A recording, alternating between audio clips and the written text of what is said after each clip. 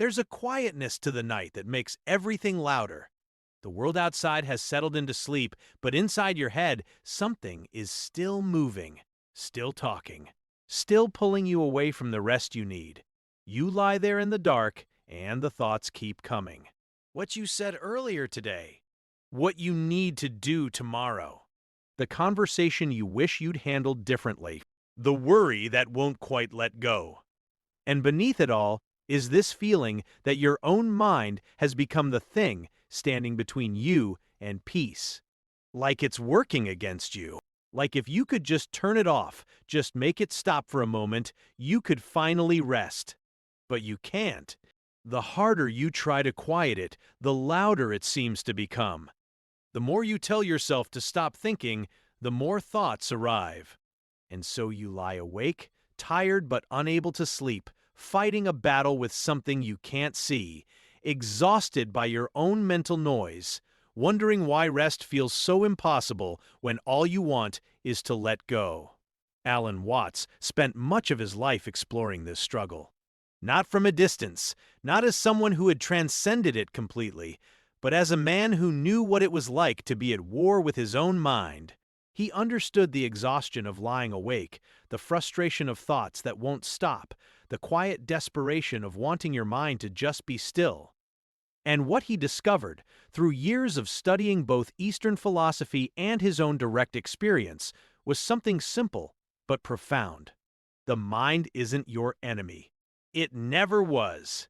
The struggle you feel, the battle that keeps you awake, isn't caused by the mind itself. It's caused by the belief that the mind should be different than it is, by the resistance to what's naturally happening, by the fight you've been waging against something that was never actually fighting you.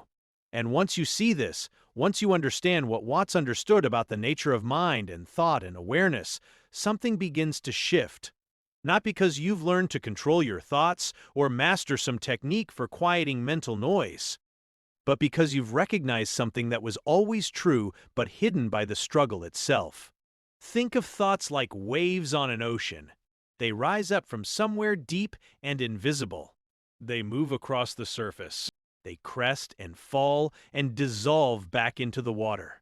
The ocean doesn't fight the waves.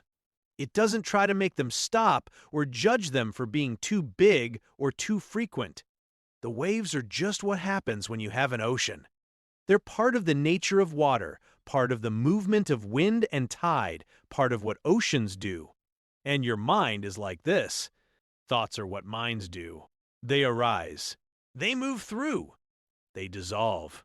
Not because you're making them happen, not because something is wrong, but because that's the nature of mind. It generates thoughts the way a flame generates heat, the way a river generates current. And when you understand this, really understand it, the thoughts don't have to stop for you to find peace. You can let them be exactly as they are. Rising and falling like waves. Moving through like weather. Present, without being a problem. The mind's nature is movement. It's not designed to be still and silent. It's designed to think, to process, to generate ideas and images and words. That's its function. That's what it does. And at night, when everything else is quiet, when there's no external noise to occupy it, the mind keeps doing what minds do.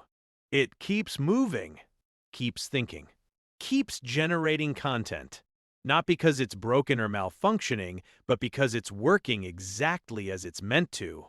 You wouldn't expect your heart to stop beating just because you're lying down. You wouldn't judge your lungs for continuing to breathe while you're trying to rest. And yet, with the mind, there's this expectation that it should go silent, that thinking should stop, that mental noise should disappear the moment you decide you want to sleep. But that's not how minds work.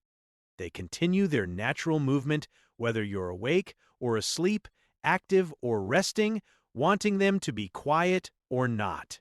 And the exhaustion you feel, the struggle that keeps you from rest, comes not from this natural movement of mind, but from your resistance to it, from the belief that it shouldn't be happening, from the war you've been fighting against something that was never your enemy.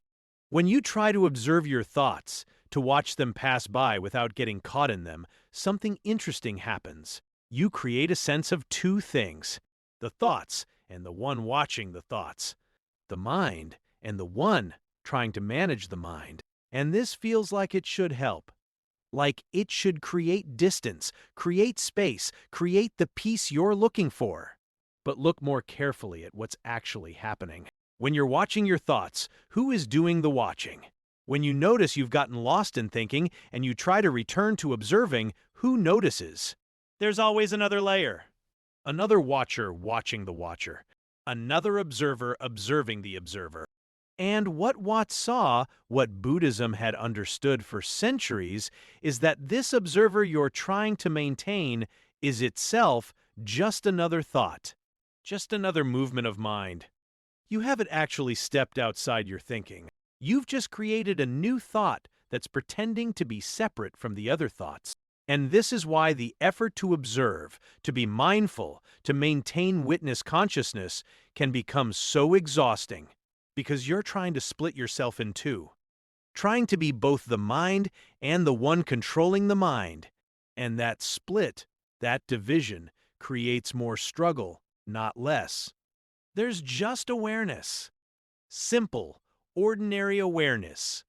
The knowing that experience is happening. Right now, there's awareness of these words. Awareness of the darkness around you. Awareness of the feeling of the pillow beneath your head, the blanket over your body, the breath moving in and out. And there's awareness of thoughts. They arise in awareness like everything else. But the awareness itself isn't a thought. It's not something you do or create or maintain. It's just the simple fact that knowing is happening. That experience is being experienced. And this awareness doesn't require effort. It's not something you achieve through practice or discipline. It's already here. It's been here your entire life. Every thought you've ever had appeared in this same awareness. Every feeling, every sensation, every moment of sleep and waking, all of it has been known by this same simple awareness that's here right now. You don't have to create it or find it or become it. You already are it. You've always been it.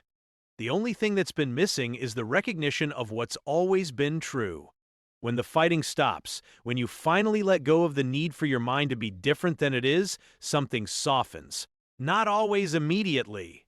Not like flipping a switch. But gradually, naturally, the way tension releases when you stop clenching. The thoughts are still there. They're still moving. Still arising and dissolving, still doing what thoughts do. But they're no longer a problem, no longer an enemy, no longer something you need to control or eliminate or manage. They're just thoughts, just mental weather, just the natural movement of a mind being a mind. And in that allowing, in that simple permission for things to be exactly as they are, you find a peace that doesn't depend on the mind being quiet. A rest that's available even in the middle of mental noise. Not because the noise has stopped, but because you've stopped fighting it. Stopped treating it as an obstacle. Stopped believing that peace requires its absence. Your mind has been trying to help you. All along, in its own way, it's been trying to keep you safe.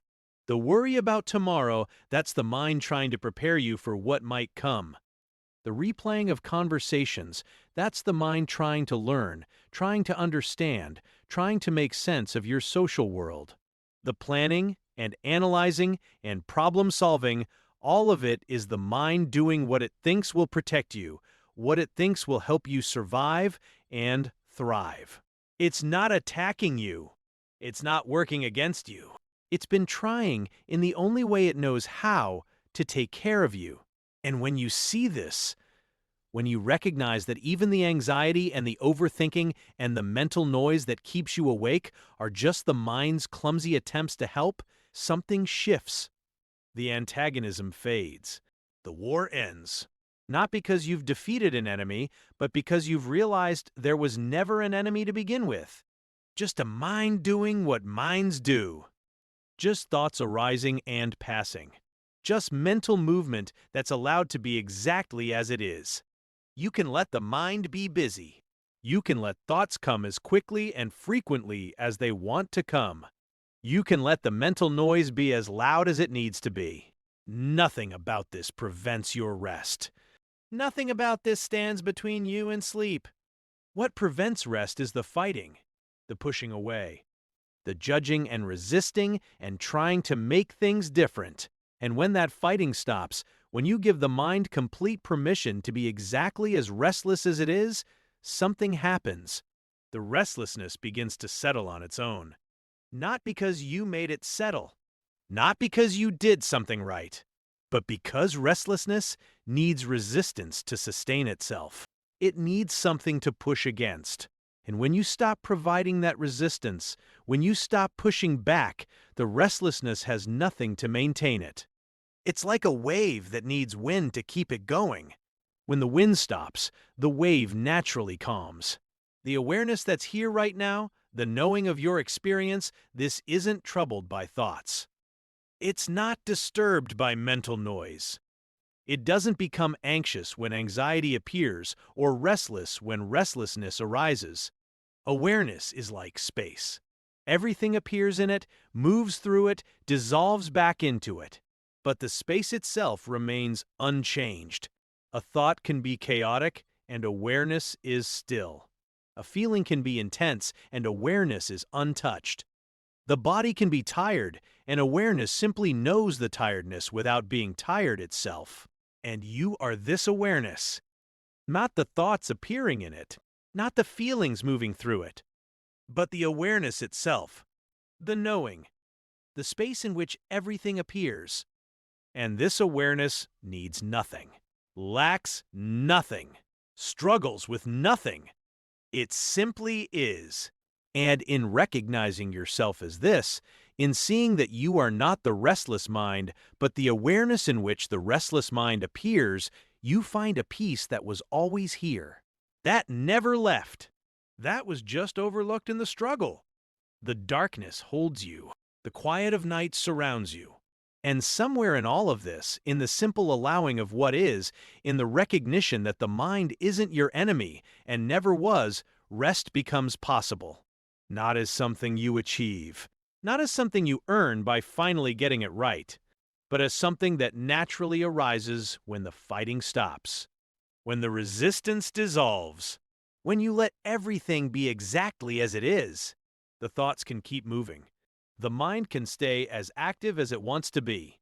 And you can rest anyway, in the awareness that holds it all, in the peace that doesn't require silence, in the understanding that there's nothing wrong, nothing broken, nothing that needs to be different than it is right now. Just this. Just awareness. Just the quiet recognition that you are not the mind, and the mind is not your enemy. And rest is already here, already available, already what remains when the struggle finally, gently, completely comes to an end.